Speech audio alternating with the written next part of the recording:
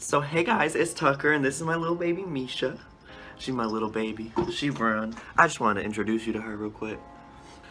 Anyway, I wanted to tell you guys a story.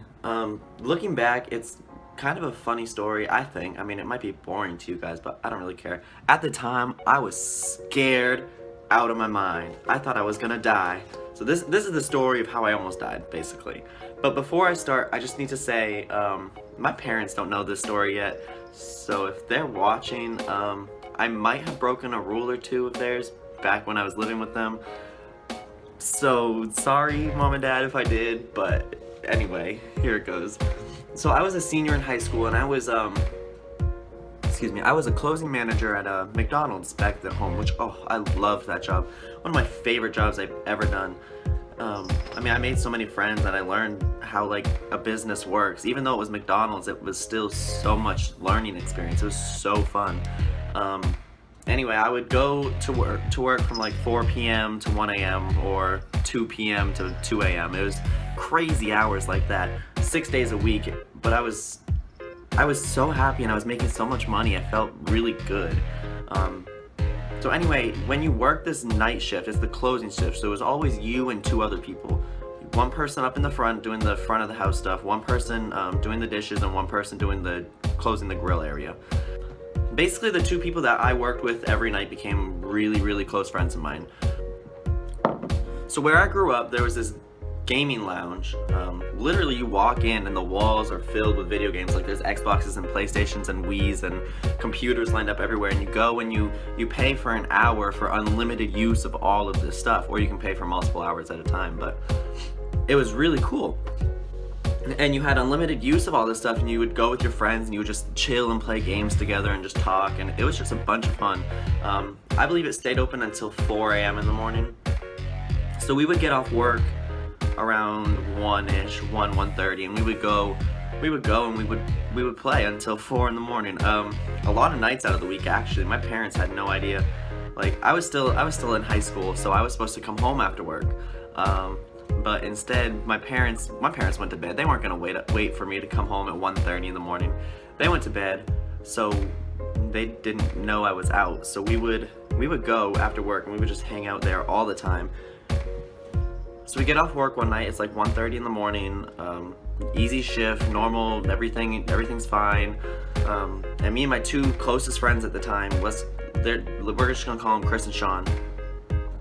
We go to the video game lounge after work. I mean, it's normal. We did this most nights.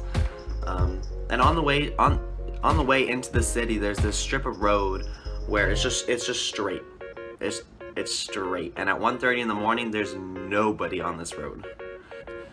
So me and Sean took my car and Chris took his own car. We get onto this strip of road and he kind of calls me up and he's like, "Yo, Tucker, let's drag race."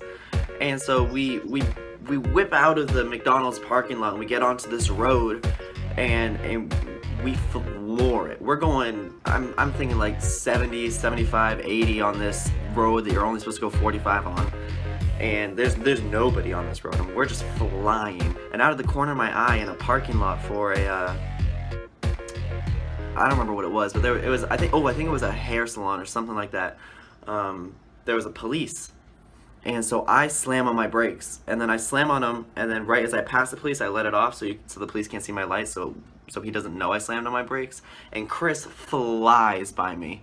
Like, I'm talking 20 miles faster than I am. He just flies by me. And the police turns on his sirens, and me and Sean are like, oh God, oh God, oh God. If I get pulled over, my parents are going to know what I'm doing. Oh no, what's going to happen? And so I'm trying to pull over to the side to get out of the cop's way, and me and the cop are like playing that game where we're trying to like I move over here and the cop moves over here because he wants to get around me, and so he moves over here and I move over here because I'm trying to get out of the cop's way.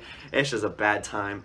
And so finally the cop passes me and he floors it past me and he pulls over Chris, and I'm pretty sure Chris said something like, I don't know. I don't know what happened with Chris. I just know he got pulled over and he didn't even get a ticket. He was going like 70, 75 in a 45 and he didn't even get a ticket. He got let off with a warning. So 4 a.m. hits and the gaming lounge closes. So we're walking back through the city trying to get to where we parked. We're playing Pokemon Go, talking, having fun, and this guy walks up to us. He's a little bit taller than me. He looks really, really white trash. He's just all around does not look like a person I would want to interact with. And he walks up to us and he gets really close to us. And when I say really close, I mean like this. Like I was. And he says something like, have you seen so and so? And we're like, no, sorry, haven't seen him. My friend Chris stays calm. You can visibly tell that me and Sean are. And he proceeds and he goes, well, if you do see him, well, tell him the king is coming for him. And as he says that, he pulls out these 2 big ass knives out of his pocket and holds them up to me. And I'm like, oh shit. And I'm walking backwards, and I'm like panicking, and I'm sweating, and I'm dripping, and I'm basically screaming. Sean's doing the same thing, and he just keeps walking closer and closer to us, like talking trash about this guy that he wants to find, holding these knives up to us, and I'm walking backwards, and I'm like, oh hell, no, just no. And Chris, this kid, I swear, he stands there and he's just like, alright, cool. Yeah, I'll keep an eye out for him. Yeah, if I see him, I'll let you know. I'll even kick his ass for you. He's just sitting here and he's talking to him. He's not scared. He's literally just sitting here having a conversation with this guy that has knives against my head. Like, damn. After a little bit, the guy had kind of walked off, but he was kind of like, you could tell he was on something, because he was kind of like walking all funny, and he was like pacing all over the place before he finally went down an alley and left, and we didn't see him again. So we quickly walk back to our cars. We get into our cars and we drive home, and we're safe, but it was so scary. Like, I was so ready to get home. I was so done. Oh my god. Anyway, that's the time I almost died. Now, I have a question for you guys. If you were going to die, how would you want to die?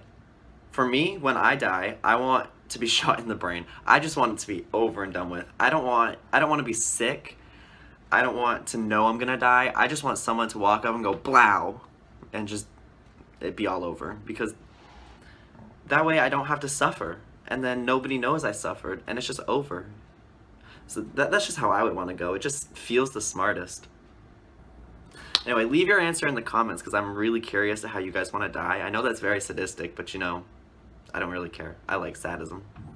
Not really, but anyway. Anyway, thank you guys for watching, and I'll see you next week. Bye. Look at her. You see her? She's so pretty.